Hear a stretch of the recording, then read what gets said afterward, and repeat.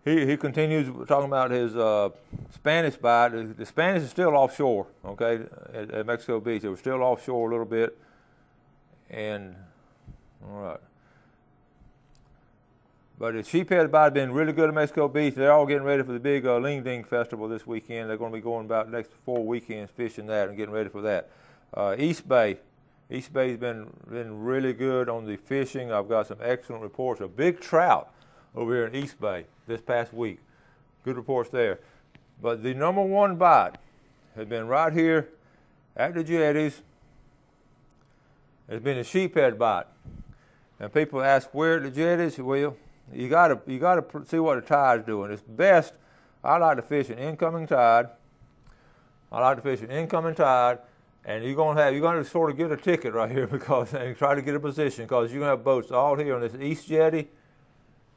Okay, the best spot